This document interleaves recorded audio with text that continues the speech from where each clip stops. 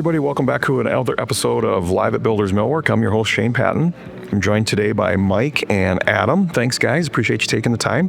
You can visit a little bit today about product selection process. What's the right product? There's a lot that goes into what's the right product.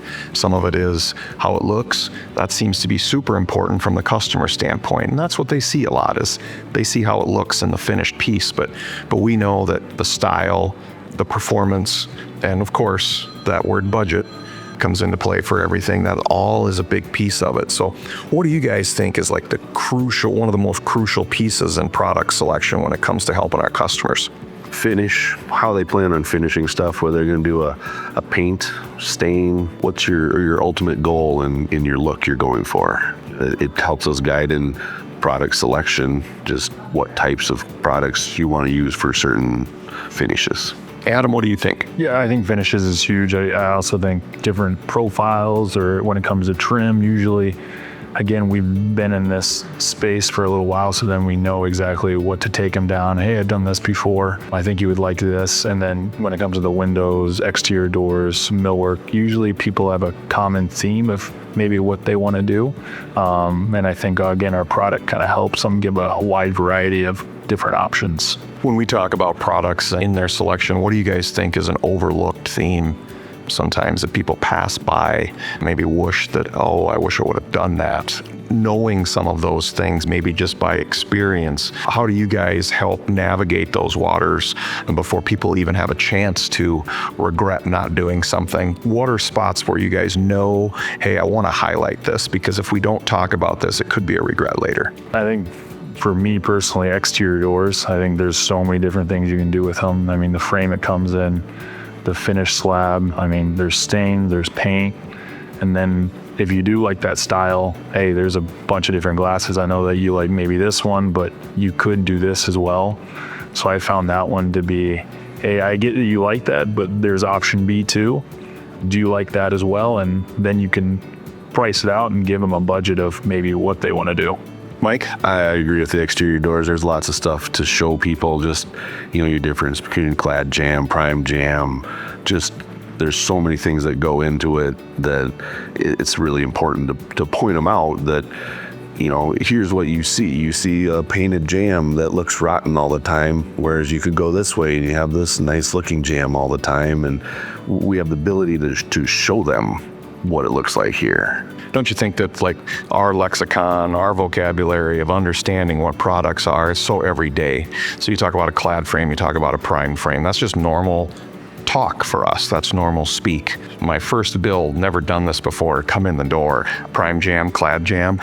It could be easy to talk right over the top of somebody and assume that they know what we're talking about. So just that piece that you spoke to about being able to see it and letting people understand, well, no, this is a prime jam and this is a clad jam. And of course, Mr. and Mrs. Homeowners is entirely up to you, but my recommendation equals this, and my experience tells me this is why I want you to do that, or think that that'd be a great idea for you. So there's a balance that exists in the inside and the outside sales role. We play a big piece in that. We got a fun role. We've got builders, we've got designers, we've got the homeowners themselves. Sometimes the homeowners bring their friends along. But we need to manage budget, style, performance, all of that stuff, all at the same time, all while maintaining a trustworthy relationship. How do you guys balance that job to job? Yeah, it's a tricky way to try to figure out, budget's obviously key for everybody. Doesn't really matter what the customer is, they all have a budget. But again, kind of leading people down a certain route. If you're totally against it, hey, then we can do this, but usually it does cost a little bit more. But I guess trying to manage what they were bid on or what their budget is, and then we kind of can go from there. I even knowing how far to go with options. There's so many options. Say your windows, they may look at something and, oh, I really like that, but you can feel them out and say, well, that is an upcharge on this. Is that something you want to keep going with? Or, you can relate to how much something does cost and kind of talk to them about it. And, if that's something you want us to keep going with, or we can go a different direction, something that is a little more price conscious. I think when we start to use the word cost and budgets, especially in new relationships with customers, we're treading on thin ice. And we do it every day. We get it. We understand it. But it's the first experience that homeowner or customers ever had with us. And so how we navigate those waters builds that trust quickly. All right, guys. So I want to ask you this question. In the selection process, is there a specific selection that you guys feel that sometimes customers overlook and maybe regret down the road that you like to put an emphasis on when you're talking them through the selection process? Mike? I like to emphasize on the efficiency of windows. It's a big hole in the side of your house, and the more efficient that thing can be, the better off it is. Where some options are better than others. Adam?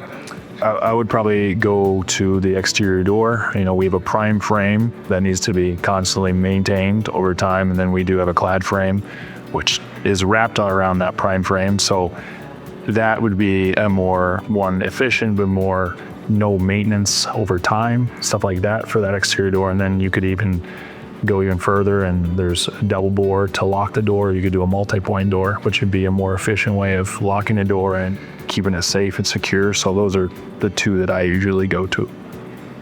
So speaking to some of those things that we just talked about, upgrade to a clad frame. In the industry, we get it. Windows, you talked about the efficiency, so that upgrade from maybe a sliding window to a casement window. There's cost involved with both of those. How do you guys navigate that conversation with the customer to help them understand that the ROI that they're getting for that isn't an upsale from Builders Millwork today? It's something that we really feel strongly about, and here's why. Adam? Yeah, I think, the exterior door going to a clad frame, yes, it's going to cost you up front, but 5, 10, 15 years down the road, you don't have to worry about maintaining that frame. Yes, it does cost a little bit more, but usually most people would regret not doing that, 15 years on the road. Just spending a little extra money, I think, just goes a long way in that aspect. Same with windows, the more efficient, the more money you're going to save in the long run versus just cheapening it up from the front end. You can have a better performing product that will last you a longer time and not have to look at replacing it down the road. Yeah, it's a hard conversation to have when we want to talk about their electric bill or, even what it would cost. It's expensive to have somebody come out to your house right now and pull your door out and replace the frame because it rotted away. Imagine what that cost is going to be 15 years from now. Those are difficult conversations. I can tell by visiting with you guys with your years of experience that these are conversations that you have on a regular basis. And my guess is that your customers appreciate it. Thanks for taking the time today, guys. We appreciate your knowledge. Thanks, everybody, for joining us. Look forward to see you for more education and more information.